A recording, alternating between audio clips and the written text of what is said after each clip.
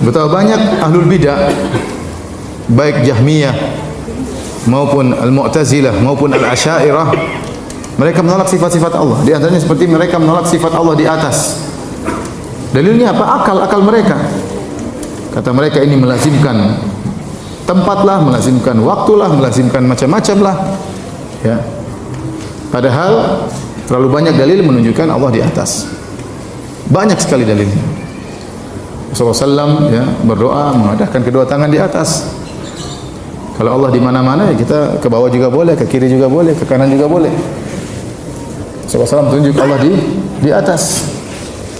Ya. Waktu Rasulullah SAW Isra Mi'raj, Rasulullah SAW ke mana? Ke atas apa ke Bekasi? Ke atas. Ke atas. Sampai-sampai begitu dekatnya Nabi dengan Allah Subhanahu wa taala, sampai sebagian sahabat menyangka Nabi melihat Allah.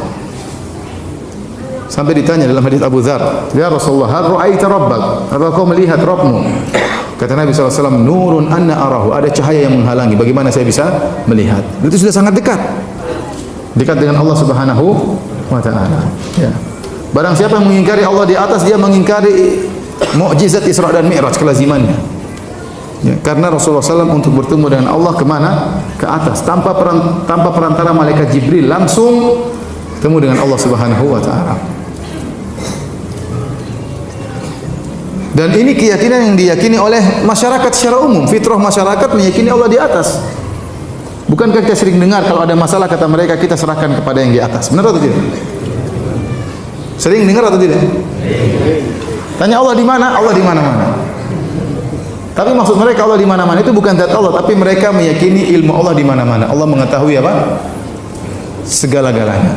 Tapi waktu mereka berdoa, mereka mengarahkan ke mana? Ke atas. Kalau mereka menghadapi sesuatu, kata mereka kita serahkan kepada yang di atas. Ini menunjukkan fitrah mereka meyakini Allah berada di atas. Malaikat Jibril turun dari Allah, mendapat wahyu dari Allah, turun kepada Nabi. Turun dari mana? Dari atas. Allah mengatakan tentang Nabi Isa, "Barrafa'ahullah ilaih." Kata Allah, "Wa ma qataluhu wa ma salabuhu." Mereka tidak pernah membunuh Nabi Isa, mereka tidak pernah menyalib Nabi Isa. Kata Allah, "Barrafa'ahullahu ilaih." Tapi Allah angkat Nabi Isa ke Allah. Angkat itu ke mana? Apa ada angkat ke bawah? Terlalu banyak dalilnya, ya. Tanzilul kitab, Al-Qur'an turun dari atas, terlalu banyak. Malaikat naik dari atas turun ke bawah, lapor kepada Allah naik ke atas, amalan-amalan diangkat ke atas, terlalu banyak dalilnya. Ratusan dalil kemudian dibantah dengan otak bahwasanya Allah tidak di atas. Ya. Taib. Mereka yang menolak Allah di atas, dalil mereka apa? Otak, akal. Kita katakan kepada mereka, seandainya kita menjadikan akal sebagai sumber akidah, kita bilang seandainya akal cuma satu, nggak jadi masalah. Semua akal manusia modern cuma satu, tidak apa-apa mungkin kita jadikan akal sebagai sumber akidah. Masalahnya akal ukul mutafawita, akal itu bertingkat-tingkat. Akal siapa yang mau dijadikan patokan? Makanya berkata Al-Imam Malik rahimahullahu taala, "Ya laita syi'ri bi ayyi aqlin yuzanul kitabu was sunnah." Sampaikanlah kepadaku dengan akal siapa mau ditimbang Al-Qur'an dan sunnah? Mau pakai akal siapa? Apakah akalnya orang-orang Yunani, Aristoteles dan yang lain-lainnya? Atau akalnya para sahabat radhiyallahu ta'ala anhum ajma'in? Atau akalnya para imam madhab? Atau akalnya ahlul bidah yang muncul belakangan? Akal siapa yang mau dipakai? Oleh karena tatkala mereka menjadikan akal sebagai sumber akidah dan akal bertingkat-tingkat berbeda-beda, akhirnya outputnya juga berbeda-beda. Outputnya juga apa? Berbeda-beda. Lihatlah, kita berbicara tentang Allah di atas, berbeda-beda. Orang-orang Jahmiyah mengatakan Allah tidak di atas, tidak di bawah, tidak di dalam alam, tidak di luar alam. Mereka mengumpulkan dua yang kontradiktif. Kita bilang kalau tidak di atas berarti di mana? Di bawah. Kalau tidak di bawah berarti di mana? Di atas. Kata mereka Allah tidak di atas dan tidak di bawah. Tidak di timur dan tidak di barat. Gimana? Kalau tidak di timur berarti di mana? Di barat. Kalau tidak di barat berarti di timur. Allah di mana? Di bawah? Oh enggak, tidak di bawah. Di atas enggak. Terus di mana? Tidak di atas dan tidak di bawah. Ini enggak masuk akal. Allah apakah di alam semesta apa di luar alam semesta? Allah tidak di alam semesta dan juga tidak di luar alam semesta. Terus berarti tidak ada kalau begitu. Apa bedanya Allah dengan tidak ada? Sifatnya tidak ada. Apa sih? Kalau ada sesuatu tidak ada, saya sifati. Tidak ada itu, tidak di atas dan tidak di bawah. Benar atau tidak? Tidak ada itu, tidak di dalam alam, tidak di luar alam. Benar atau tidak? Sebedanya tidak ada dengan Allah, apa bedanya? Ini Jahmiyah. Baik, orang-orang Mu'tazilah mereka mengatakan Allah tidak di atas. Terus bukankah dalam hadis-hadis yang banyak, hadis mutawatir, Allah akan dilihat di surga? Di antara kelezatan yang paling indah adalah melihat wajah Allah Subhanahu wa taala. Kata mereka Allah tidak bisa dilihat. Di surga pun tidak bisa dilihat. Terus hadis-hadisnya dhaif. Mana dhaif? Hadisnya mutawatir. 20 sahabat lebih meriwayatkan. Tapi mereka konsisten, Allah tidak berada di atas dan Allah tidak bisa dilihat di akhirat kelak. Muncul orang-orang Asy'ariyah, pendapatnya lain lagi. Kata mereka Allah tidak di atas, tetapi bisa dilihat di surga. Nah, dilihatnya bagaimana? Ada arah melihat atau tidak? Antum kalau melihat ada arah dilihat enggak? Kalau antum melihat ada arah dilihat atau tidak? Ya berarti Allah ada di suatu arah. Makanya Nabi SAW mengatakan, "Innakum satarawna rabbakum kama tarawna al-qamara lailatal badri la tudamuna fi ru'yatihi." Sungguhnya kalian akan melihat Allah dalam riwayat ayanan yaumal qiyamah. Kalian akan melihat Allah dengan mata kalian pada hari kiamat kelak sebagaimana kalian melihat rembulan. Rembulan di mana? Di atas. Bukan Allah seperti rembulan, tidak, tapi cara melihatnya. Sehingga kata Nabi, kalian tidak perlu berdesak-desakan. Kalau rembulan perlu kita berdesak-desakan? Tidak perlu. Demikianlah melihat Allah pada hari kiamat kelak. Orang-orang Asy'ariyah bingung, kata mereka Allah tidak di atas, tapi Allah dilihat pada hari kiamat. Lihatnya bagaimana? Ya pasti ada arahnya enggak? Kata mereka Allah tidak boleh ditunjuk di mana, enggak boleh. Kalau ditunjuk salah, loh Nabi tunjuk Allah atau tidak? Kata Nabi, ya Allah saksikanlah. Semuanya pakai akal, tapi ternyata outputnya berbeda-beda. Baik Jahmiyah, Asy'ariyah maupun apa? Mu'tazilah. Contoh mereka menggunakan akal juga. Kalau Allah beristiwa di atas arsy, Allah berada di atas langit. Kata mereka berarti Allah lebih kecil daripada langit, berarti Allah butuh kepada langit. Karena yang di atas lebih kecil daripada yang di bawah dan yang di atas butuh kepada yang di bawah. Ini disampaikan oleh Ar-Razi, tokoh Asy'ariyah. Bantahannya gampang. Tidak semua yang di atas berarti lebih kecil daripada yang di bawah dan tidak semua di atas pasti butuh kepada yang di bawah. Contohnya langit dan bumi. Yang lebih di atas mana? Langit atau bumi? Langit. Mana yang lebih besar? Langit atau bumi? Langit lebih luas. Apakah langit butuh kepada bumi? Jawabannya tidak. Tidak ada tiang. Tidak ada tiang menyangga antara bumi dengan apa? Langit. Berarti menunjukkan yang di atas tidak mesti nempel kepada yang di bawah, yang di atas tidak mesti butuh kepada yang di bawah, yang di atas tidak mesti lebih kecil daripada yang di bawah. Kalau itu antara makhluk dengan makhluk saja tidak lazim, apalagi antara Allah dengan makhluk. Menggunakan akal. Makanya semua mu'attil, semua penolak sifat pasti musyabbih. Dia pasti membagaimanakan Allah terlebih dahulu, baru kemudian dia tolak sifat tersebut. Kata dia berarti melazimkan begini, melazimkan demikian. Makanya waktu ada orang datang kepada Imam Malik bertanya, "Wahai Imam Malik, kaifa stawa? Bagaimana Allah beristiwa?" Imam Malik marah. Berkeringat sampai dia marah. Dia berkata, "Al-istiwa'u ma'lum." Istiwa kita ngerti maknanya, itu di atas. Wal kaifu majhul, bagaimananya kita tidak tahu. Wasu'alu anhu bid'ah, dan bertanya tentang bagaimananya adalah apa? Bid'ah. Kata Imam Malik, usir orang ini dari pengajianku. Kenapa? Dia bertanya tentang bagaimananya. Nah, anda bagaimana tahu bagaimananya? Kalau anda ingin tahu bagaimananya sifat Allah, anda harus tahu bagaimana zat Allah terlebih dahulu. Dalam kaidah al-kalamu fi sifat far'un 'anil kalami fi dzat. Pembicaraan tentang sifat adalah cabang dari pembicaraan tentang zat. Kalau anda tahu bagaimana zat Allah, baru anda tahu bagaimana sifatnya Allah. Kalau anda tidak tahu bagaimana zatnya Allah, bagaimana anda bisa bayangkan sifatnya Allah? Kalau anda ingin membayangkan tentang Allah di atas arsy, bagaimana bayangannya? Pertama anda harus tahu Allah seperti apa, zatnya bagaimana. Terus kedua anda harus tahu arsy seperti apa, baru anda bisa bayangkan Allah di atas arsy. Kalau anda arsy saja anda tidak tahu, Allah pun anda tidak tahu, terus gimana anda bayangkan? Beriman saja kepada ayat-ayat Al-Quran. Ar-Rahmanu 'alal arsy istawa, Allah beristiwa di atas arsy. Sudah selesai. Itulah pemahaman para sahabat. Jangan kita gunakan akal kita kemudian menolak apa? Hadis-hadis dan ayat-ayat. Hati-hati. Ya. Tatkala kita berpegang kepada akal, akhirnya macam-macam akhirnya penafsiran karena akal berbeda-beda. Ya, karena akal berbeda-beda. Oleh karenanya hadirin dan hadirat yang dirahmati Allah Subhanahu wa taala, dalam masalah akidah kita ya Di antara cara yang keliru menjadikan akal sebagai sumber akil. Makanya saya bilang kalau orang menolak Allah di atas dia harus takwil ini semua. Jadi Al-Qur'an isinya ayat-ayat takwil doang. Ini ayat banyak sekali. Apa Nabi nggak bisa ngomong lebih fasih daripada ini? Apakah Allah tidak bisa ngomong lebih fasih kalau ternyata Allah tidak di atas? Kenapa Allah bikin teka-teki seperti ini? Allah mengatakan, "Wa ma qataluhu wa ma salabu." Mereka tidak bunuh Nabi Isa, mereka tidak salib Nabi Isa. Bar rafa'ahu Allah ilaih. Kenapa tidak disalib? Tidak karena Nabi Isa diangkat. Angkat kemana? Ke Allah. Terus coba boleh tafsirkan lagi mana? Oh, tidak diangkat terus ditangkap sama orang Yahudi. Maksudnya, diangkatnya ke atas biar selamat. Allah berfirman, yakhafuna rabbahum min fawqihim. Para malaikat takut kepada Rabb mereka yang berada di atas mereka. Min fawqihim itu berada dari atas mereka. Bahwasanya kalau ada kalimat min fawq berarti arah dari atas. Kata Allah Subhanahu wa taala, ta'rujul malaikatu warruhu ilaihi. Malaikat, para malaikat dan Jibril naik kepada Allah. Namanya naik pasti dibawa ke atas. Di sini Allah mengatakan malaikat, para malaikat dan Jibril naik ke Allah. Jelas berarti ke atas. Kemudian juga dalam hadis ya, itu dalam ayat, dalam hadis sama, ilaihi yas'adul kalimut thayyibu. Kepada Allah lah naik kalimat-kalimat yang baik, diterima oleh Allah, naik ke atas ya. Contoh tadi ayat yang lain, ilaihi yas'adul kalimut thayyibu. Kepada Allah lah naik kalimat-kalimat yang baik, itu amal saleh. Wal amalu saleh yarfa'u, dan amal saleh Allah angkat. Taib, dalam hadis Rasulullah SAW pernah ditanya, "Ya Rasulullah, ala lam araka tasumu syahran minasyuhur ma tasumu min Sya'ban." Aku melihat engkau berpuasa di bulan-bulan lain tidak seperti kau berpuasa di bulan Sya'ban. Kenapa ya Rasulullah?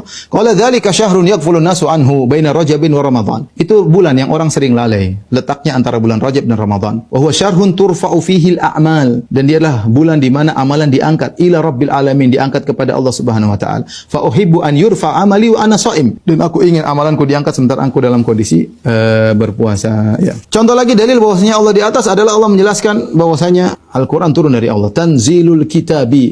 Al-Qur'an turun minallah, dari Allah. Ya, turun dari atas ke bawah, berarti Allah di atas. Tanzilum minar rahmanir rahim. Al-Qur'an turun dari Allah yang Maha Pengampun lagi Maha Penyayang. Tanzilum min hakimin hamid. Al-Qur'an itu turun dari Allah yang Maha bijak dan Maha terpuji. Ya.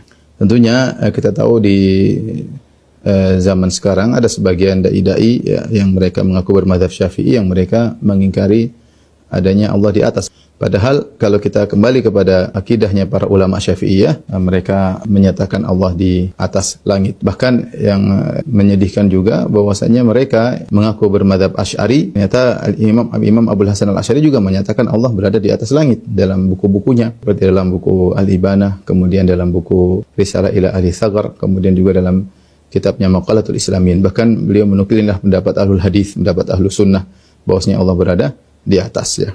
Aamintum man fis sama. Apakah kamu iman man fis sama? Ayyursila alaikum hasiba. Yang jelas Allah resminya istilahkan zatnya itu man fis sama. Zat yang ada di langit. Istilah resminya arsy juga di atas langit. Ar-Rahmanu 'alal arsyis. Kemudian kita di internal Islam menjelaskan Allah itu tidak butuh tempat. Oke, benar itu. Karena tidak butuh tempat, Allah itu khalik, tempat itu makhluk. Tentu khalik tidak butuh makhluk. Ya seperti itu saja. Tapi kalau kamu bilang Allah nggak punya tempat, mesti orang masih ngejar. Lalu di mana? Pokoknya di mana-mana. Lu banyak. Mana bingung kan? Wah, pidato ini Pak Zainuddin jadi NU gak di mana, gak kemana tapi di mana-mana. Bangunnya pangeran kau NU tapi gak kemana tapi di mana-mana. Kan itu. Jadi sekarang tuh kepikiran gara-gara anak-anak mulai ditasket ya, ada ngalami diragukan dalam beragama. Semua yang balik ning Quran hadis. Istilah resmine Allah itu, pokok istilah yang dhuwur. Kowe nak donga nggih menengadahkan tangan ke atas.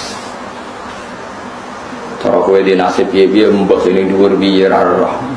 Nang Jawa mbok sing ngecat lopo, malah pengiran kok ngecat barang male kok. Pokoknya sementing kowe nglafat lafat sing nunjukno takzim. Saya ulang lagi, sementing kamu mensifati Tuhan yang menunjukkan takzim. Ora sabuk mafhum, kalau Tuhan di atas berarti bertempat, kalau bertempat berarti butuh tempat, kalau butuh tempat berarti ora istighna, berarti ora qiyamuhu. Iku ora kowe tau ngaji, Kang. Iki bakas wong ora tau ngaji. Soalnya kok bakas sing jelimet-jelimet. Mulane kula suwun, Allah nak nerangno date ya sederhana. Amin tu man fis sama, amin tu man fis. Wa huwal ladzi fis samai ilahu wa fil ardi ilah. Kadang Allah nerangno wa huwa fis samawati wa fil. Jadi Allah itu ya biasa saja, aku yo ono. Anakku yo ning langit, aku yo ono ning bumi. Tapi aku itu sitok, kul huwallahu ahad. Ya sudah seperti itu. Jadi kalau dicoba tenan waduh. Kalau suwi ra kepikiran, kalau tau kita waras. Kalau nebet kandani cak SMP ini ya kepikiran juga. Allah itu di mana? Sekolah yang hadis bahwa ada amat ditanya Nabi untuk ngetes dia mukmin dah. Ketika ditanya aina Allah, fa asyarat ila sama Nabi dibenarkan. Ya sama Nabi nopo dibenarkan bahwa Allah itu di atas. Tapi kira usah mikir lalu Allah duduk di kursi. Kursinya itu dari singgasana gini terus buleten itu serasa mikir. Nah Imam Ghazali yang mikir gampang. Aras itu diciptakan Allah, kursi juga diciptakan Allah. Kalau diciptakan berarti aras dan kursi yang butuh kudrohnya Allah, bukan kudrohnya Allah yang butuh kursi yang ya semua biasa aja urus ribet. Aras masih kondange koyo ngono diciptakan, kursi yo diciptakan. Nah, bangsa di itu pokoknya di itu objek. Daripada kayak mulai Allah ada di mana-mana, terus cilik-cilik malah takut banyak, malah disimpul loh. Benar. Kalau di mana-mana udah nyimpul nih. Kalau gitu malah ribet mana ya? Ya orang tak tahu malah bingung nona. Allah ada di hati, baru saya malah repot mana. Nah makanya Allah sekarang mensifati dirinya sanut Quran era sanut semacam-macam. Allah itu sopo zat yang menciptakan langit bumi. Allah itu siapa yang bikin final bahro ini hajiz. Allah itu siapa yang yujibul muttarra idza da'a. Allah itu siapa yang wayaksifus su. Ya sudah seperti itu saja. Jadi menerangkan Allah itu terangkan lewat reputasi Tuhan atau akhwal ya atau af'alullah bahwa Allah itu yang menciptakan langit bumi yang ya sudah seperti itu. Hindari ngomong Allah sing mengarah ke hulul dan jihad bahwa Allah itu butuh tempat. Mbah Mun pernah cerita gini, orang itu banyak yang anti wasilah. Wasilah itu ya niru guru, gurunya guru. Terus langsung niru Kanjeng Nabi atau langsung niru pangeran kan. Itu Mbah Mun saya masih ingat betul dalilnya mau ihdinas siratal mustaqim siratal ladzina an'amta 'alaihim. Jalan yang lurus adalah mengikuti orang-orang yang telah engkau beri nikmat. Kenapa Allah tidak ngendikan siratoka jalan kamu, jalan engkau? Allah itu tidak makan. Bagaimana cara kita niru Allah makan? Wong Allah tidak makan. Allah tidak tidur. Bagaimana kita niru Allah tidur? Fa inna Allaha la ya'kulu wa la yanam wa la yashrab. Nah, niru itu ya orang, kata Bamun, karena manusia itu hadis, Allah itu qadim. Jadi tidak ada hubungannya barang hadis dan barang qadim. Jika kalau ingin niru ya niru manusia. Manusia itu siapa? Ya tentu masternya Rasulullah. Tapi kan walau lala ulama lama arafnal anbiya. Tanpa ulama kita tidak tahu Nabi melakukan apa karena ini butuh sanad. Masyhur itu walau la murabbi lama arafna rabbi. Tanpa murabbi kita tidak tahu rabbi. Nah, ini penting saya utarakan sehingga di Quran itu setiap orang baik itu disebutkan orang-orang baik itu siapa? Ulaikal ladzina an'ama Allahu 'alaihim minan nabiyina min dzurriyyati Adam wa mimman hamalna ma'anu wa min dzurriyyati Ibrahim wa Israila wa mimman hadaina wajtabaina. Selalu orang baik itu diceritakan orangnya dan ngikuti orang juga. Ulaikal ladzina hadahum wa fa bihudahum muqtadi. Kenapa? Karena kita tidak bisa niru Allah. Karena Allah itu tidak makan, tidak minum, tidak tidur. Tentu tidak nikah. Tapi sekarang orang tuh geger. Manut guru-guru mesti bener. Sing marai kaidah nak guru mesti bener tuh kita. Kita setiap ngajar di selain Rasulullah Muhammad tuh tidak maksum. Jadi mereka ketinggalan kalau ngomong kiai mesti bener. Tahu kita mulai kecil diajarin selain Nabi kok orang maksum. Dene ro ilmu anyaran kok ngandani sing mulai bayi alim itu kan lucu. Kita mulai dulu tahu selain Nabi itu tidak maksum. Kok malah dikandani kiai tidak mesti bener, kenapa diikutin? Udah tahu kalau kiai tidak mesti bener. Cuma kalau kiai tidak mesti bener, nak kue mesti ra bener. Saya akan cerita tentang argumentasi ilmiah bahwa ahli sunnah wal jamaah itu luar biasa. Saya di Jogja berteman banyak para profesor, para dokter, termasuk akademisi sosial yang mungkin pernah di mana-mana. Pernah tanya saya begini, Pak Bahak, kenapa Anda baca kitabnya referensinya luas kok tetap NU katanya. Terus saya bilang, problemnya apa sebagai NU? Biasanya terus mereka mengutip sekian makalah. Kebetulan makalah itu provokatif dan siapapun yang baca makalah itu pasti menjadi NU. Tak jamin ya. Kalau di Jogja misalnya di satu penerbitan, saya termasuk di dalamnya, itu pernah diperbandingkan kitabnya Said Muhammad Mafahim Yajibu Antusohah dengan kitabnya Bin Bas, judulnya Hadihi Mafahimuna. Biasanya kitab-kitab terjemahan Wahabi itu memang cukup provokatif dan dengan narasi yang memang siapapun yang nggak pernah mondok pasti tertarik. Misalnya begini, cerita bid'ah misalnya, Iyakum wa muhdasatil umur fa inna kulla bid'atin dolalah wa kulla dolalatin finnar, misalnya gitu. Wa kulla muhdasatin bid'ah wa kulla bid'atin dolalah wa kulla dolalatin finnar. Ada yang baca wa kullu bid'atin dolalah wa kullu dolalatin finnar. Terus beliau meneruskannya begini, kata Bin Bas, hadza huwa Rasulullah hakama bi annal bid'ah kullaha dolalah. Terus diteruskan wajar asy-Syafi'i faqasama ila hasanatin wa dolalatin wa sayiatin. Jadi dengan narasi seperti itu tuh orang itu tahu bahwa Syafi'i itu kurang ajar tenan gitu, kira-kira gitu. Jadi dia ini Rasulullah yang mengatakan semua bid'ah ini dolalah, tapi Syafi'i lancang dengan membagi ada dolalah, ada sayyah, ada hasanah, ada sayyah. Ini aneh katanya. Wong Rasulullah yang Nabi saja bilang satu semuanya dolalah, kok dia bilang dua kan? Diredaksikan Jaro'ah, kira-kira makna sedannya yang lama atau berani. Sehingga orang mesti tanya, kenapa sih tidak ikut Rasulullah saja? Tapi ini satu ilmu, setidaknya ilmu perdebatan, bukan ilmu hakiki, karena kita tidak tahu yang diridhani Allah yang mana. Tapi kemudian Said Muhammad dalam kitab Abu Abdul Faros, juga dalam kitab-kitab beliau menyanggah itu dengan mengatakan jika makna bid'ah adalah yang nggak pernah dilakukan Rasulullah, itu salah besar. Terus beliau cerita sekian hal, termasuk yang diceritakan adalah ada seorang sahabat ketika sholat dengan Rasulullah tidak pakai doa mainstream, yaitu ketika itidal sahabat tadi bilang alhamdulillah hamdan katsiran thayyiban mubarakan fih. Setelah itu setelah Nabi habis sholat tanya ayyukumul qail, siapa tadi yang melafatkan itu? Semua sahabat diam karena takut disalahkan. Tapi apa yang dikatakan Nabi? Tidak, saya tidak akan menyalahkan. Saya tadi melihat isna asyara malakan, saya tadi melihat 12 malaikat yabtadirunaha ayyuhum yaktubu awwalu. Semuanya itu bergegas siapa yang nulis awal. Terus kata sahabat tadi ha anadha ya Rasulullah. Padahal ini satu kalimat yang bahkan Rasulullah tidak mengajarkan, dan Rasulullah bahkan iskal kenapa ada kalimat itu, tapi toh dibenarkan oleh Allah dan Rasul. Cerita Said Muhammad kedua adalah ada sahabat setiap ngimami itu main kulhu. Wah, ngimami apa saja main kulhu. Singkat cerita